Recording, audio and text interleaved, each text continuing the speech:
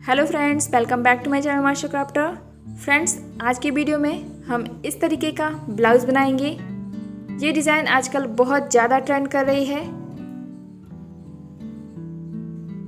चलिए स्टार्ट करते हैं आज का वीडियो। तो ये मैंने पेपर लिया है और इसे मैंने डबल फोल्ड कर दिया है और अब हम इस पे लंबाई का निशान लगाएंगे। तो यहाँ पर मैंने 16 इंच पर मार्क किया है और इसके बाद इसके शोल्डर का निशान लगाएंगे।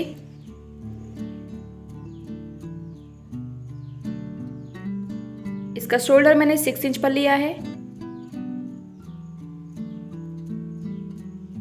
और इसका जो आर्म होल है वो 7 इंच पर।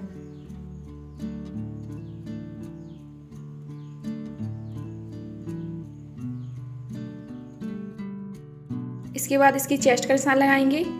तो ये मैं 36 साइज का बना रही हूँ, इसलिए इसमें इसका 4 पार्ट लेंगे। 9 इंच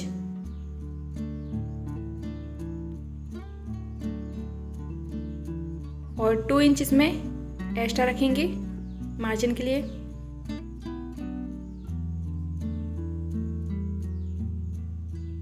इसके बाद इसमें आर्म होल की शेप देंगे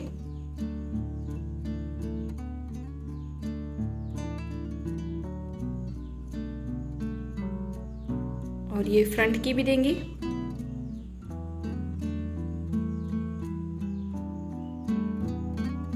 यहाँ से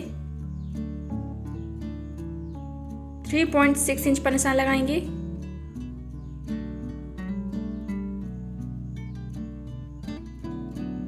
और ऊपर से हम इसका जो बस्ट पॉइंट है वो 10 इंच पर लेंगे।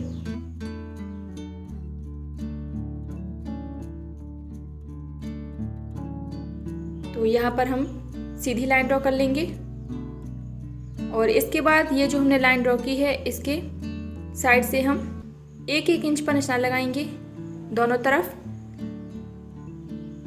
और इसको मिला देंगे।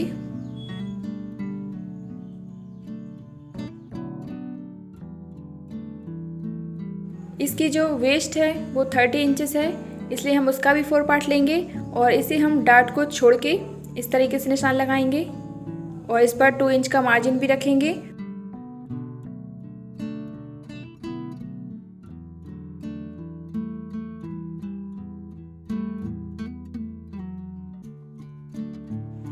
इसके बाद इसका नेक देखते हैं। नेक की जो चौड़ाई है वो 3 इंच है और इसकी जो लेंथ है वो 8.5 8.5 इंच ली है मैंने।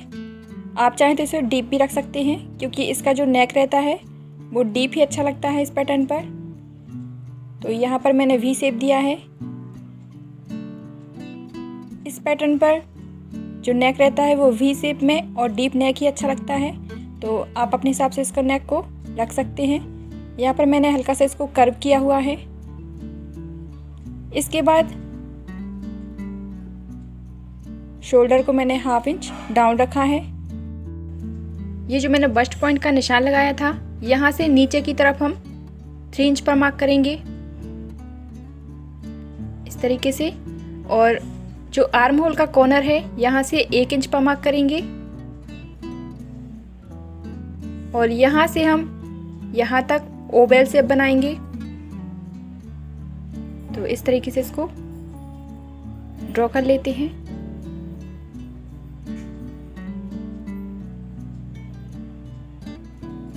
यहाँ पर हमें राउंड शेप नहीं देना है, हल्का सा ओवल शेप देना है।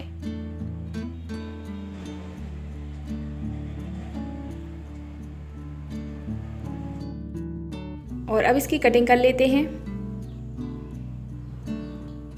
तो ये मैंने बैक पार्ट के लिए पेपर लिया है, इसको भी डबल फोल्ड कर दिया है और इसके ऊपर ये पार्ट रखेंगे और जो इसकी आउटर है लाइन वो हमको ड्रॉ करना है।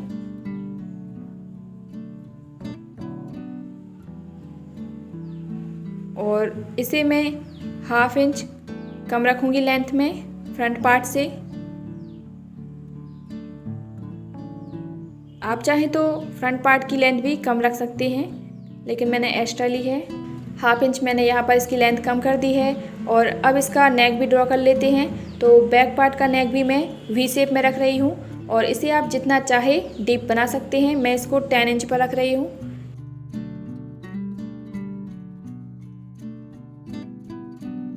तो यहाँ पर भी हम इस तरीके से हल्का सा इसको कर्व करेंगे।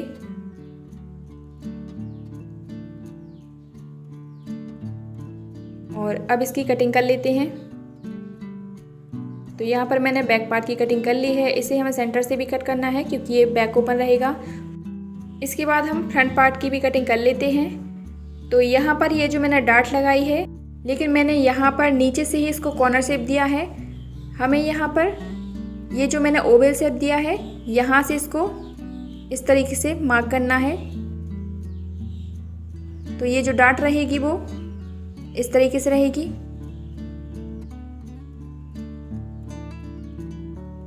तो अब हम इसकी कटिंग करेंगे क्योंकि इसका जो चोली पैटर्न है वो ऊपर की तरफ है।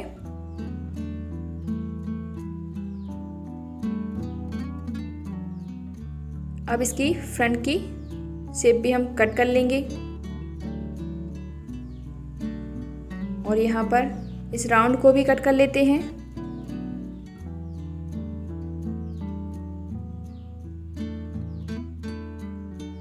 तो ये यहाँ पर कट हो गया है और अब इसको हम सीधा कट कर लेंगे और यहाँ पर हम इसको टेप से ज्वाइन कर देंगे। तो ये इस तरीके से आएगा। यहाँ पर मैं इस पर टेप लगा देती हूँ। आप चाहे तो दूसरा पार्ट भी कट कर सकते हैं इसको रख के, जिससे आपको टेप ना लगाना पड़े। तो यहाँ पर मैंने टेप से इसको अटैच कर लिया है और यहाँ पर हम इस तरीके से डार्ट लगाएंगे।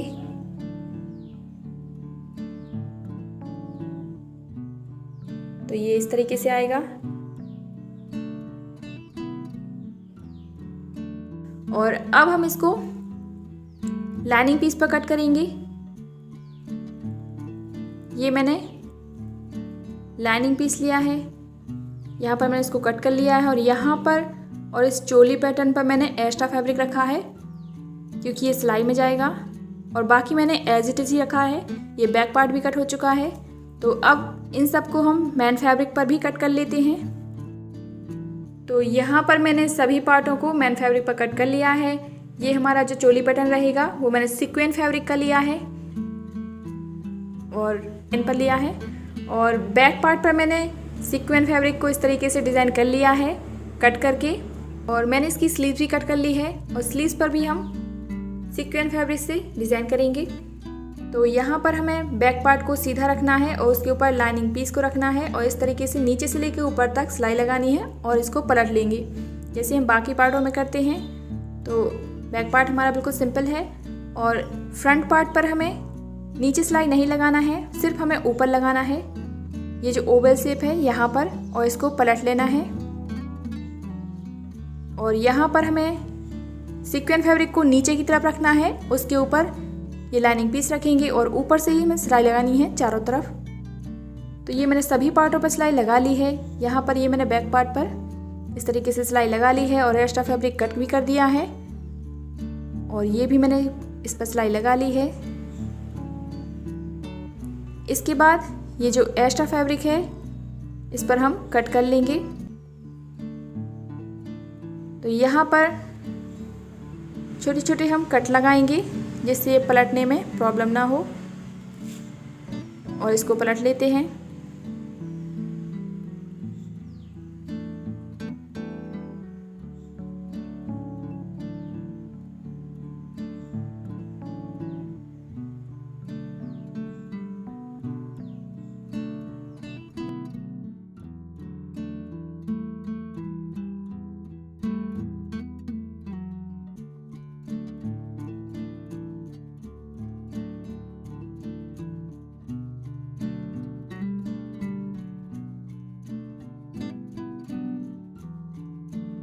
के ऊपर से हम सिलाई लगाएंगे। सभी पर सिलाई लगा ली है। तो ये मैंने स्लीव्स भी रेडी कर ली हैं। स्लीव्स पर ही मैंने सेंटर में ये सीक्वेंस फैब्रिक लगाया है जैसे मैंने बैक पार्ट पर लगाया है। तो यहाँ पर हमें डार्ट लगानी है और आई हुक की पट्टी लगानी है। और ये भी मैंने रेडी कर लिया है। यहाँ पर हम ये जो चोली पैटर्न है इसको लगाएंगे, तो इसके लिए हमें पीछे डाट लगानी है। तो इसके लिए मैंने बैक पर ये इस तरीके से डाट का निशान लगा लिया है और यहाँ पर हम डाट लगा लेते हैं। अब तो ये मैंने इस पर डाट लगा दी है और अब इसका जो नेक है यहाँ पर हम पट्टी लगाएंगे। तो ये मैंने लाइनिंग पीस की ऑरेंज शेप में पट्टी ली है, इसको इस तरीके से रखेंगे और यहाँ पर सिलाई लगाएंगे और इसको पलट लेंगे।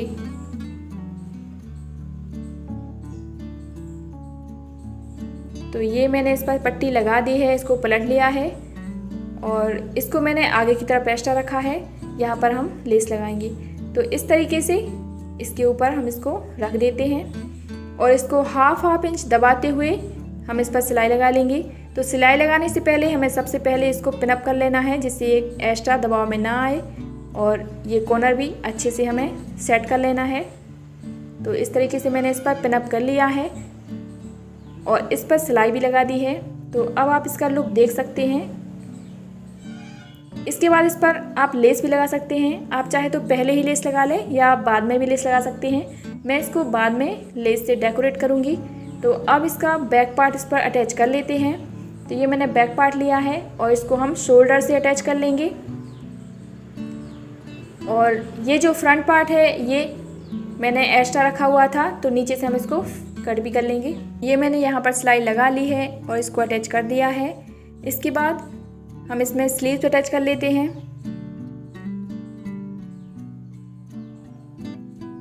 तो यहाँ पर मैंने स्लीव्स भी अटैच कर ली हैं और यहाँ पर मैंने इसको अटैच कर दिया है और फ्रंट पार्ट की भी मैंने शेप दे दी है। नीचे से ये एक्स्ट्रा था, तो अब हम इसको नीचे से पट्टी से कवर करेंगे और इस पर फिटिंग लगाएंगे।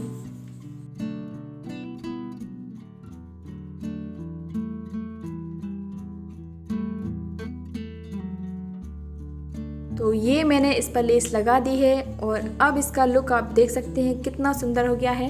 यहाँ पर मैंने मैचिंग की लेस लगाई है इस पर और ये बहुत ही सुंदर लग रहा है। पहनने पर इसकी फिटिंग बहुत ही अच्छी आती है। आप चाहें तो इस पर डीप नेक भी बना सकते हैं, क्योंकि ये डीप नेक में ज़्यादा अच्छा लगता है, लेकिन मैंने इसको कम ही रखा हुआ है। तो इसी के साथ ये हमारा ब्लाउज़ कंप्लीट हो चुका है और ये इसका फाइनल लुक है। तो फ्रेंड्स, आपको ये वीडियो कैसा लगा प्लीज़ कमेंट करके जरूर बताइए और सब्सक्राइब कीजिए मेरे चैनल मास्टर क्राफ्टर को। साथ ही बेल आइकन को जरूर प्रेस कर लीजिए, जिससे आपको आने वाली वीडियो की नोटिफिकेशन मिलती रहे। तो मिलते हैं नेक्स्ट वीडियो में किसी नए डिजाइन के साथ। तब तक के लिए बाय, टेक केयर।